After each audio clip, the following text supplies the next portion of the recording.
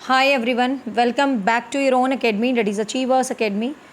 So guys, tension तो भयंकर वाली हो रखी होगी, 3 दिन के बाद पेपर हैं, बट ज़्यादा टेंशन मत लो भाई, जो तैयारी है कर लो। तो आज हम फटाफट से रिवाइज़ करते हैं रीट के कुछ प्रीवियस ईयर्स के पेपर। इसी एक वीडियो में आई थिंक मैं 2 पेपर आपको फटाफट रिवाइज़ करवा दूँगी ताकि जल्दी से हो जाए और अच्छे से हो जाए। ठीक है, तो करते हैं स्टार्ट। ये रीट का ओरिजिनल पेपर है, ईयर जो भी है ST2 12 जो भी है, ठीक है, जो मेरे पास है मैं करवा देती हूँ फटाफट से, तो हेल्पफुल रहेगी ये वीडियो, देख लीजिए। फर्स्ट क्वेश्चन है, which of the following statement is not true about the effect of the malnutritions. मतलब मेल न्यूट्रिशंस का मतलब होता है कि कुपोषण, जिसको हिंदी में बोलते हो ना आप, कुपोषण। तो क्या चीज़ है जो आपको मतलब कुपोषण को, ध्यान से ना आप रीड को करो तो क्वेश्चंस की स्टेटमेंट को ध्यान देना। Which of following statement is not true, नहीं ट्रू होती, मतलब कुपोषण के लिए सत्य नहीं है। जीवन के कुछ वर्षों में यह मस्तिष्क की कोशिकाओं को प्रभावित करता है, दिमाग को तो प्रभावित नहीं करता भाई, मस्तिष्क की जो सेल्स हैं इतना। बालकों को सीखने की योग्यता प्रभावित करता, बिल्कुल। बालक निराश और आशंकित रहते हैं, ये भी बिल्कुल है, ठीक है। और यहाँ कद को प्रभावित करता है, ये भी ठीक है, लेकिन जीवन के कुछ वर्षों में मस्तिष्क की कोशिकाओं को प्रभावित करता है, ये नहीं है, ठीक है। नेक्स्ट है, which of the following is not an outward expression during the puberty.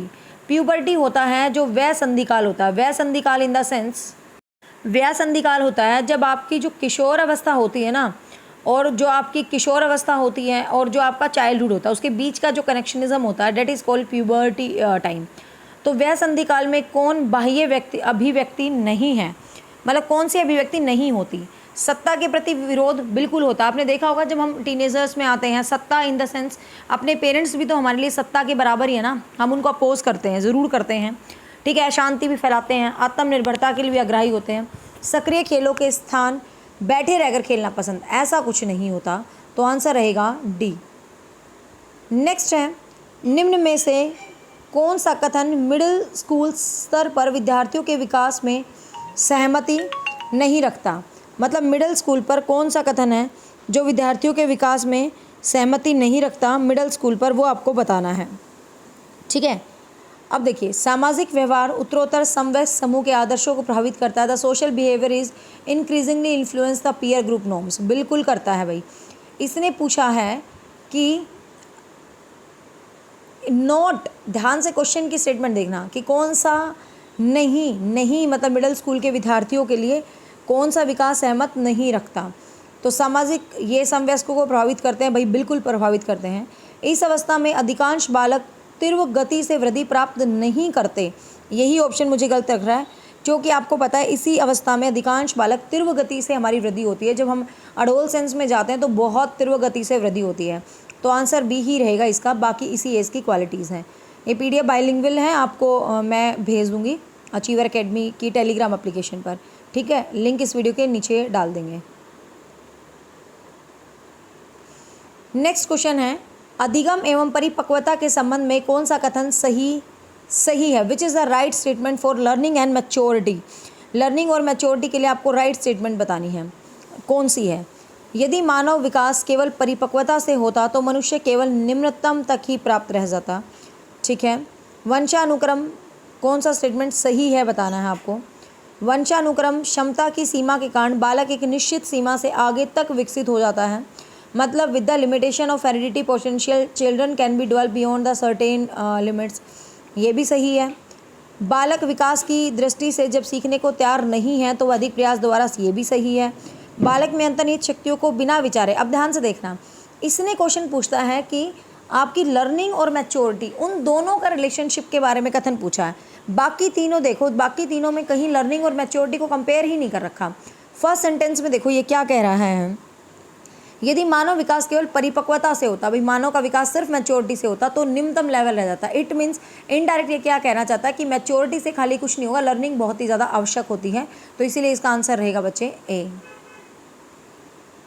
Next है, विकास एक अधिनियम है, means one of the principle of development that happiness varies at the different period of the development pattern according to the principle. मतलब विकास एक अधिनियम है कि विकास प्रतिमान के विभिन्न काल में खुशी विभिन्न होती है। कहने का मतलब विकास एक ऐसा रूल है भाई, डिफरेंट जो आपके पीरियड्स होंगे लाइफ के, तो आपकी खुशी भी डिफरेंट होती है।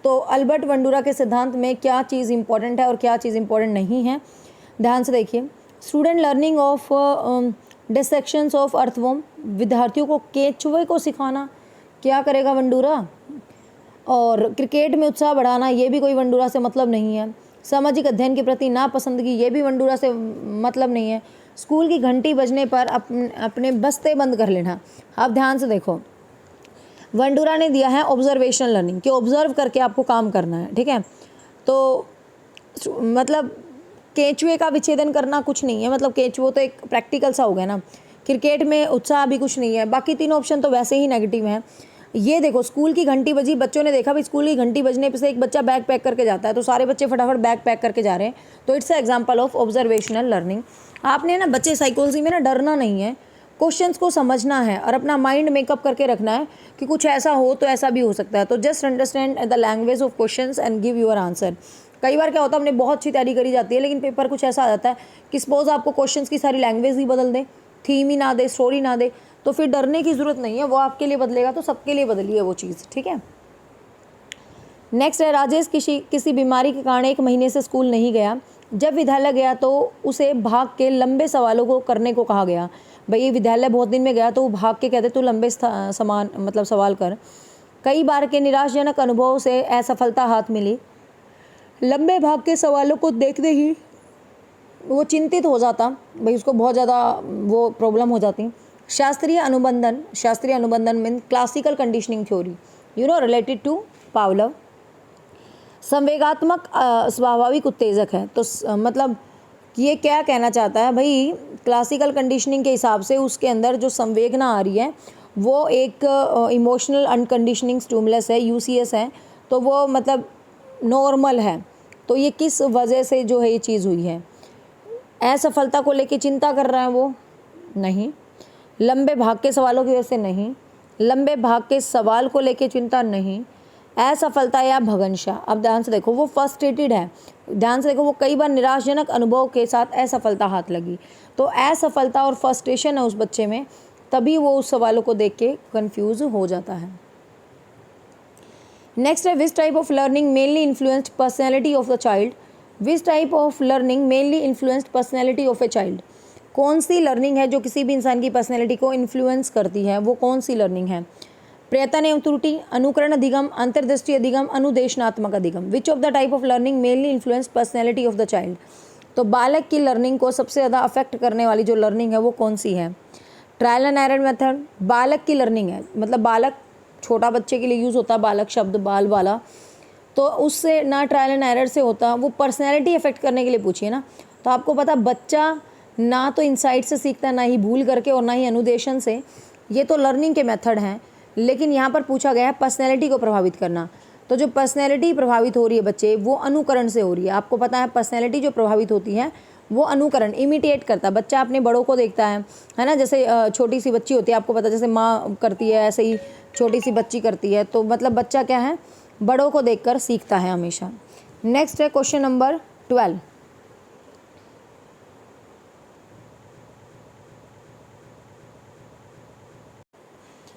Which of the following statement about individual differences is true. Individual differences के लिए कौन सी स्टेटमेंट ट्रू है।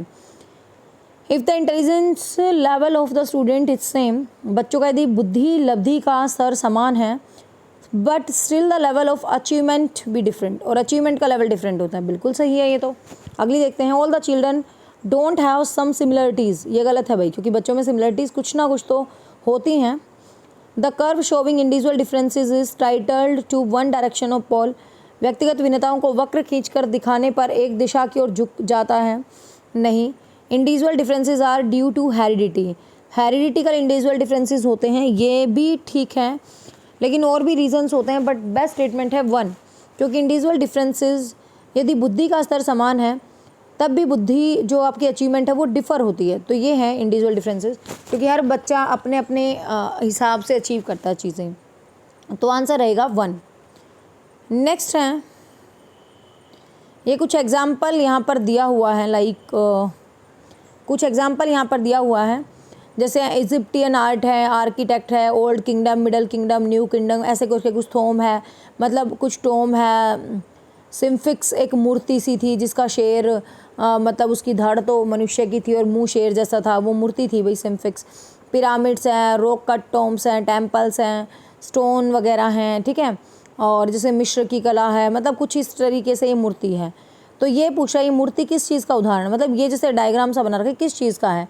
यार मुंह में से ही क्वेश्चन आंसर निकल गया कि डायग्राम किस चीज़ का है। तो ये ना कोई मॉडल है, ना कोई ग्राफ है, ना कोई कॉन्सेप्ट आपको दिख रहा है, ये डायग्राम है, सीधी सी बात है, ठीक है। तो ये डायग्राम है, रेखा चित्र का उदाहरण है ये। एक सेकेंड, सॉरी, अब ध्यान से देखो।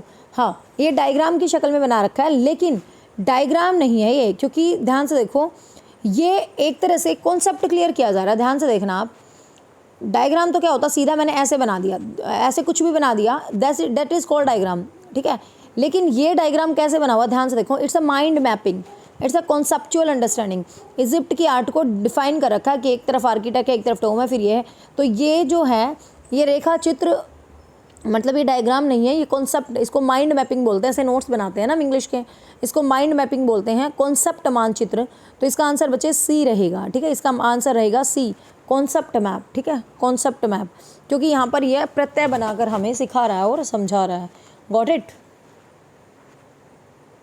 तो ऐसे कुछ भी हो ना, डायग्राम तो सीधा सा होता है, मॉडल आपको पता ही है, कुछ भी चीज़ों का बनाते हैं। और जब इस टाइप से आपका ये माइंड मैपिंग होता है, मतलब जब आप इस तरीके से कोई भी कॉन्सेप्ट समझा रहे हो। नेक्स्ट है, which of the following is not a projective technique. कौन सी टेक्निक जो है प्रोजेक्टिव टेक्निक नहीं होती। डी, आपको पता है जो प्रोजेक्टिव टेक्निक है तो वो कौन सी होती है, जो पर्सनैलिटी प्रोजेक्टिव होती है।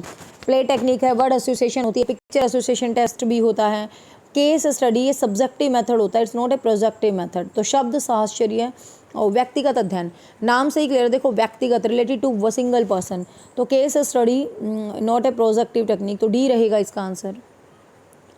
नेक्स्ट है, which of the following don't help in understanding the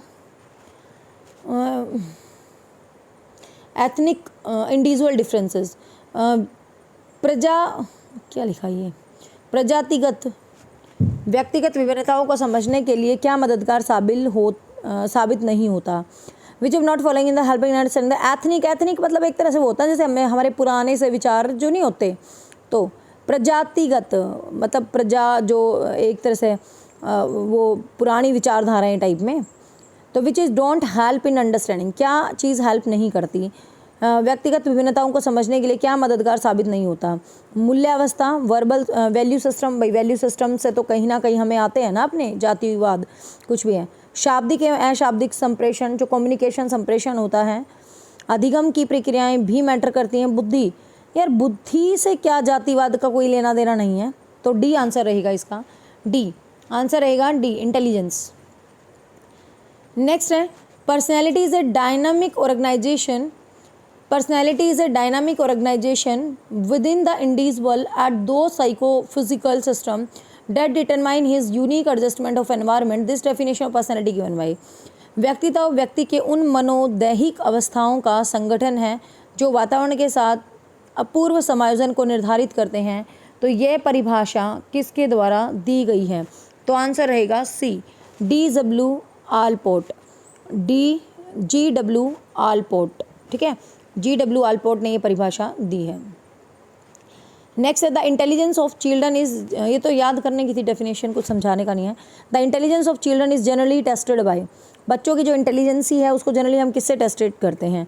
non verbal group of intelligence, verbal group of intelligence, non verbal individual differences test, verbal individual intelligence test. मतलब जैसे मैंने बताया था ना, टेस्ट होते हैं वर्बल, नॉन वर्बल, सामूहिक, असामूहिक। अब देखो बालकों की बुद्धि मापनी है तो हिंट्स पकड़ा करो।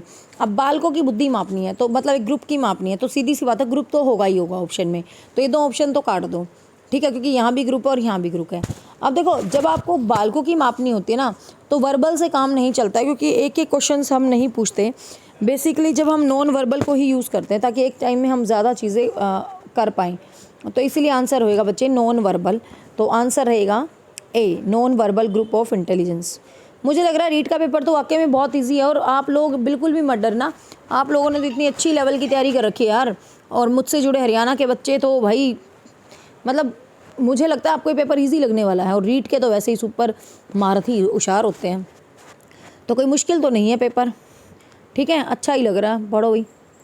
नेक्स्ट है, मतलब बी कॉन्फिडेंट, आप लोग कर पाओगे, बस कॉन्फिडेंट रहना, ठीक है।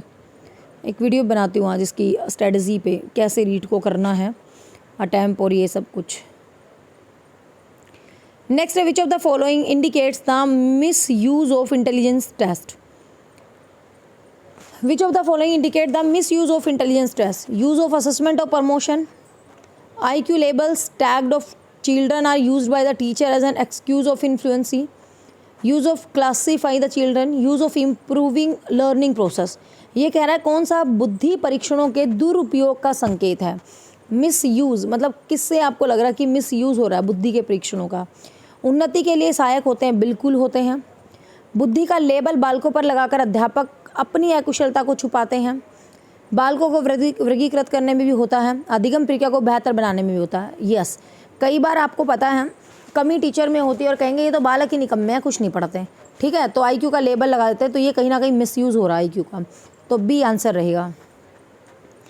नेक्स्ट है, which of the following is not a characteristic of the backward children. Backward children, जो बैकवर्ड पिछड़ा बालक होता है, उसकी कौन सी विशेषता नहीं है? तो आंसर है अपनी प्रकृति प्रदत्त योग्यताओं को कम स्तर पर शैक्षिक प्रगति, मीन्स जो एजुकेशनल अटेनमेंट उनके पास होती हैं उनसे बिलो लेवल पे काम करते हैं, बिल्कुल सही है। They are unable to keep pace with the normal school work, ये भी ठीक है। इसने कहा नॉट बताना है ना, कौन सी नहीं है। जब ऐसे बच्चे ज़्यादातर क्वेश्चंस आपने नोट किया होगा नोट वाले ही आए हैं, तो नोट वाले क्वेश्चंस को जब आप करोगे ना पेपर में, बिल्कुल ठंडे दिमाग से पेपर करना, और ये देखना नोट वाला क्वेश्चन पूछा है तो भाई ये तो होता है, ये तो होता है और ये नहीं होता, मतलब इस तरीके से आप चीज़ों को करोगे। Fall for behind other children of the age और पॉजेज द लो इंटेलिजेंस। अब देखो, अपनी आयु के बालकों से काफ़ी पिछड़ जाते हैं, ठीक है, समान गति नहीं रख पाते, ठीक है, शैक्षिक उपलब्धि का प्रदर्शन कम करते हैं, ये भी ठीक है, कम बुद्धि रखते हैं। अब ध्यान से देखो कि बैकवर्ड चाइल्ड का मतलब ये नहीं है कि वो कम बुद्धि वाला है, कई बार बहुत बड़ी बुद्धि वाले भी होते हैं, उनके साथ भी कोई मिस हैपनिंग हो जाती है और बैकवर्ड बन जाते हैं, ठीक है ना। तो ये बैकवर्ड चाइल्ड की विशेषता नहीं है कि वो कम बुद्धि रखते हैं, ऐसा कुछ नहीं होता। अनफॉर्चुनेटली भी कोई बैकवर्ड हो जाता है, ठीक है ना, कोई भी बच्चा बैकवर्ड हो सकता है, सिचुएशंस बना देती हैं। विच of the following is a direct method of adjustment. Adjustment का कौन सा समायोजन का एकदम डायरेक्ट तरीका है, सीधा, बिल्कुल सिंपल। तो सीधा क्या है? सब्स्टिट्यूशंस ऑफ गोल्स, लक्ष्यों का प्रतिस्थापन। इसका क्या मतलब है? प्रोजेक्शंस तो आपको पता है, दमन, प्रोजेक्शन, रिग्रेशन, ये अलग चीज़ है। लक्ष्यों का प्रतिस्थापन, सब्स्टिट्यूशंस ऑफ गोल्स का मतलब क्या होता है कि भाई आप कहो मेरे को तो करना ही नहीं, अब भाई आपको मेरे को तो रीड देना ही नहीं जाना, सीधा सा बच गए असमयोजित होने से, ठीक है। Separate classes and enrichment programs can be used for the education. जो सेपरेट प्रोग्राम्स हैं, एनरिचमेंट क्लासेस हैं, सेपरेट क्लासेस हैं, एनरिचमेंट प्रोग्राम्स हैं, वो यूज़ होते हैं एजुकेशन में। तो ये मैंने कई बार ये क्वेश्चन करवा रखा है कि जो एनरिचमेंट प्रोग्राम्स होते हैं वो गिफ्टेड चिल्ड्रन के लिए होते हैं। तो वो जो होते हैं वो किसके लिए होते हैं? प्रतिभाशाली बच्चों के लिए होते हैं, जो संवर्धन कार्यक्रम होते हैं, ठीक है। जैसे होता नहीं है मेगा टेस्ट होता है, इस टाइप के होते हैं। नेक्स्ट है, मिलान करते हुए तालिका को सही मिलाना है आपको, ठीक है, आपने इस टेबल को सही मैच करना है। तो ध्यान से देखिए, आपको मैच करने के लिए क्या करना है बच्चे, ध्यान से सुनना।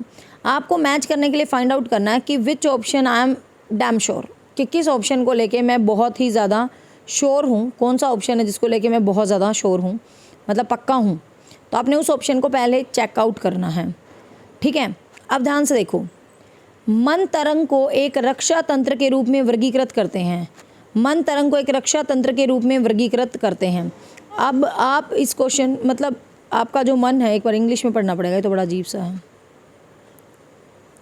Fantasy can be classified as a defence mechanism. बिल्कुल, फैंटेसी का मतलब होता है आप कुछ भी कल्पना कर लो और इस डिफेंस मैकेनिज्म से बाहर निकल लो, ठीक है। तो बिल्कुल भाई, तो ये चीज़ होता है कुछ भी कल्पना करके किसी भी चीज़ से बाहर निकलना। तो किसी भी कल्पना करके किसी भी चीज़ से बाहर निकलने को एस्केपिज्म बोलते हैं। तो आपने एल का 2 आ गया, मैं श्योर हो गया कि एल का 2 है। तो अब आप ऑप्शन में जाओ और एल का 2 देखो कहाँ पे है। एल का 2 एक ही ऑप्शन में है। ऐसा खतरनाक आसान क्वेश्चन होता तो नहीं है कि एक ही ऑप्शन से आपको आंसर मिल जाए, बट इट्स अ कोइंसिडेंट की पहले ही ऑप्शन से आंसर है। But if you are damn sure about this option, then आप इसी को टिक करके आगे बढ़ चलो। बट आपको कुछ भी डाउट है तो अगले ऑप्शन पे चलो एक बार। Defence mechanism protect individual form, जो डिफेंस मैकेनिज्म है वो इंडिविजुअल की फॉर्म को प्रोटेक्ट करती है। जो आपका, इसको हिंदी और इंग्लिश बाइलिंगुअली करवाती हूँ मैं हमेशा साइकोलॉजी। रक्षात्मक तंत्र व्यक्तित्व का बचाव करती है। ठीक है, थोड़ा डाउट है, ये एंग्जाइटी हो सकती है। अगला देखते हैं।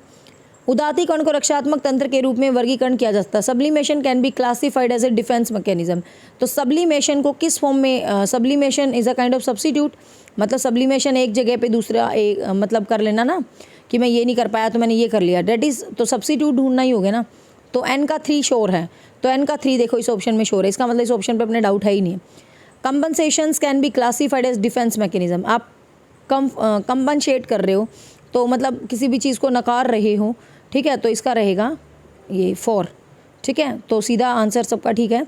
एस्केप है पहले का, दूसरा defence mechanism protect the individual, anxiety से प्रोटेक्ट करती है। Sublimation can be classified substitution, compensations can be classified as the defence mechanism, that is denial. Clear, तो आंसर रहे बन गया इसका, कैसे आंसर टिक करोगे, आंसर बन गया सी। ठीक है भाई, आंसर बन गया सी। नेक्स्ट है student with academic difficulties face difficulty of. जो स्टूडेंट्स हैं जिनमें एकेडमिक डिफ़िकल्टी होती, शैक्षिक समस्याओं से ग्रस्त बालकों को किस समस्या का सामना करना पड़ता है? कान व उससे जुड़ी नसों का सही प्रकार से काम नहीं करना। स्टूडेंट एकेडमिक डिफ़िकल्टी है, अब एकेडमिक डिफ़िकल्टी है तो कान की नसों का कोई तुक नहीं है, तो आपकी फिजिकल डिसेबिलिटी के अंदर आ गई ना।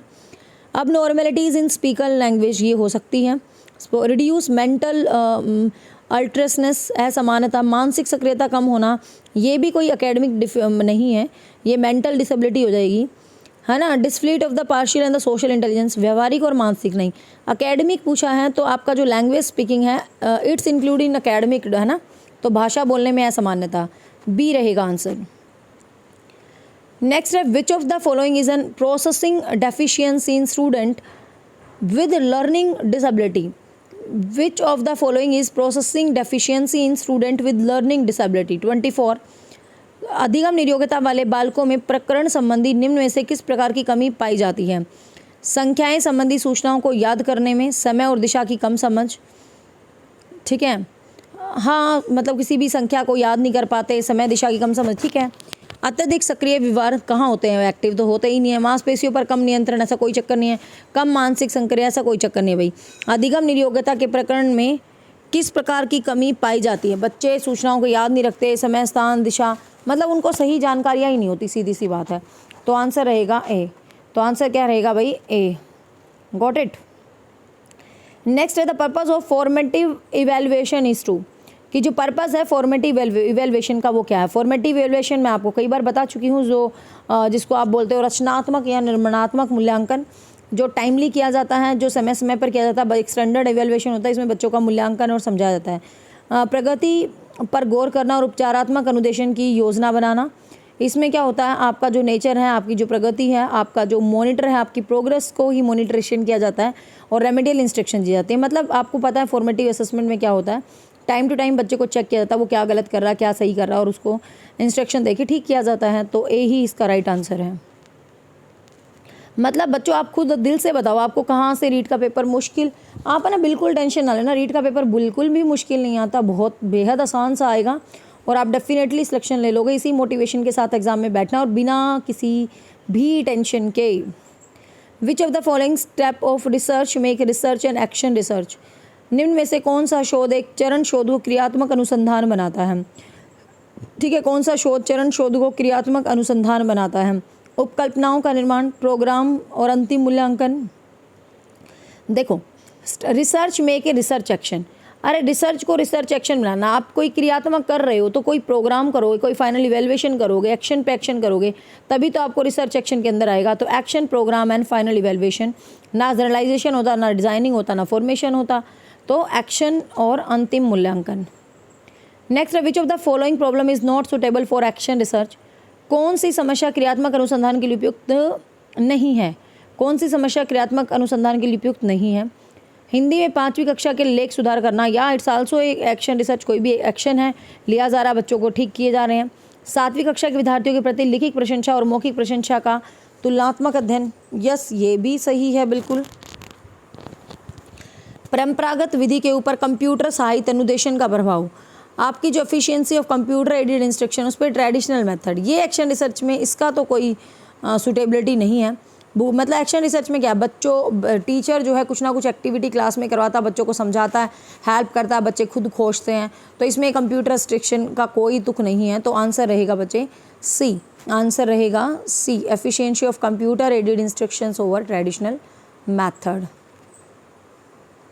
नेक्स्ट है which of the following is not addressed in the right to education to free and compulsory education act 2009, कि 2009 में फ्री और कंपल्सरी एजुकेशन में क्या चीज़ मतलब क्या है, नॉट एड्रेसेस। बालकों की मुफ्त और अनिवार्य शिक्षा के अधिकार 2009 में किस पर ध्यान नहीं दिया गया। अध्यापकों की प्रशिक्षण की सुविधा प्रदान करना, providing training facility for teachers, not addresses की गई है ये, है ना। घुमंतु बालकों के प्रवेश को सुनिश्चित करना, ensuring admission to children of migrants, ये भी ठीक है। एकेडमिक कैलेंडर निर्धारित करना, बिल्कुल एकेडमिक कैलेंडर। 14 वर्ष के पश्चात शिक्षा, नो। एजुकेशन बिफोर 13, 6 से 14 वर्ष के बच्चों के लिए शिक्षा है भाई राइट टू एजुकेशन में, तो 6 से 14 वर्ष है, तो 14 वर्ष के पश्चात वाली नहीं है, तो आंसर रहेगा डी। नेक्स्ट है एक पाठ्यचर्या रूपरेखा 2005 में भारत की धार्मिक एवं सांस्कृतिक विविधता को मानना, स्त्रियों के प्रति सम्मान एवं जिम्मेवारी की दृष्टिकोण को बढ़ाने के प्रोग्राम का आयोजन एवं व्रत चित्र और फिल्मों को एकत्रित करना एवं दिखाना जिनके माध्यम से न्याय और शांति में वृद्धि हो को सुझाया जाता है। क्या था इतना बड़ा सा। In the national curriculum framework 2005 the activity suggested celebration of culture and religious diversities of India. Okay मतलब इंडिया में जो डाइवर्सिटीज़ हैं रिलीजियस, उनको सेलिब्रेशन के लिए बात चल रही है। And compile documentaries and the feature film and screen them that promote the values of justice and peace are, मतलब कुछ फिल्म्स हैं, कुछ जस्टिस हैं, कुछ एकत्रित किया जाता है। तो मतलब ये क्यों किया जाता है, सीधी सी बात है, शांति की शिक्षा दी जा सके, मूल्यों की शिक्षा दी जा सके, नागरिकता की शिक्षा दी जा सके, इनमें से कोई नहीं। तो एजुकेशन फॉर वैल्यूज़, ठीक है ना, स्त्रियों के प्रति सम्मान एवं जिम्मेवारी के दृष्टिकोण को बढ़ाने का प्रोग्राम का आयोजन एवं व्रत चित्र और फिल्मों को एकत्रित करना और दिखाना कि न्याय एवं शांति में वृद्धि हो। अच्छा, सारी शिक्षा इसलिए दिखा रहा है कि भाई देश में शांति हो, न्याय हो, तो न्याय होगी तो शांति बनेगी, तो फिर इसीलिए इसको तो फिर ये शांति के लिए शिक्षा आ जाएगी भाई। मूल्यों के लिए तो जब आता जब अपने कल्चर को दिखा रहा होता है, लेकिन ये कह रहा है कि मैं तो कल्चर को न्याय की वृद्धि के लिए दिखाना चाहता हूँ, तो न्याय की वृद्धि के लिए शांति चाहता है ये, ठीक है। नेक्स्ट है मिलान करना है। मैंने आपको मिलान करने के क्वेश्चन का बिल्कुल फिट टिट टैट तरीका बता दिया है। 4 ऑप्शंस को पढ़ो, देखो कौन सा ऑप्शन आपको सही बढ़िया आ रहा है। बीज अंकुरित होने का अनुभव प्रदान करना क्या होता है, अवलोकन करना, प्रश्न पूछना, भाग लेना या विचार मनन करना। मतलब आपको सिर्फ इतना ही फील हो रहा है कि बीज अंकुरित हो रहा है, नहीं समझ में आया छोड़ो। भूमिका और रोल प्ले, अब आपको पक्का पता है, इन क्वेश्चंस को करने का तरीका सीख लो, गलत नहीं करके आना पेपर में। अब आपको ये फर्स्ट नहीं पता तो छोड़ दो, छोड़ो कहानी। भूमिका और रोल प्ले, आपको पता है किसी रोल को प्ले करना क्या होता है, भाग लेना। 3, आप देखो एम का 3 है, मैं एम के 3 को लेके श्योर हूँ, ऑप्शंस में जाओ, ठीक है। आप देखो एम का 3 कहाँ है, एम का 3 पहले ऑप्शन में है, दूसरे में है, इनमें नहीं है ना, तो इनको एलिमिनेट कर दो अभी, अगली बार इनको चेक करने की ज़रूरत नहीं है। दूसरा देखो, परिवार में लैंगिक विभेदीकरण की क्रियाओं का अभ्यास पर वार्तालाप करना। अब लैंगिक कोई भी एक्टिविटी है उस पर आप कोई भी अभ्यास करते हो, कोई वार्तालाप कर रहे हो, तो क्या कर रहे हो, विचार विमर्श तो कर रहे हो, कोई वार्तालाप करना। तो एन का 4 सिर्फ फर्स्ट ऑप्शन में, आपका आंसर यहीं आ गया। यदि आप डैम श्योर हो, आपको आगे क्वेश्चन देखने की ज़रूरत भी नहीं होती, और आंसर आ गया आपका ए।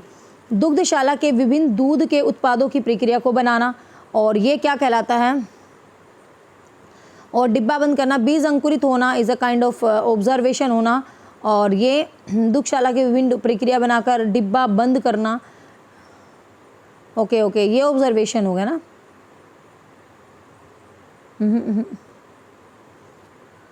ये 2 ऑप्शन में डाउट है। देखो, दुग्धशाला में विभिन्न दूध के, पर हमें श्योर है कि आंसर तो अपना ए निकल गया, क्योंकि हम एन और एम को लेके बिल्कुल श्योर हैं। लेकिन दुग्धशाला के विभिन्न दूध की प्रक्रिया कर बनाना और डिब्बा बंद करना, तो प्रश्न पूछना तो हो ही नहीं सकता ये। और अवलोकन करना, अवलोकन ही कर सकते हो आप, दूध के डब्बों को लगा के अवलोकन कर लिया।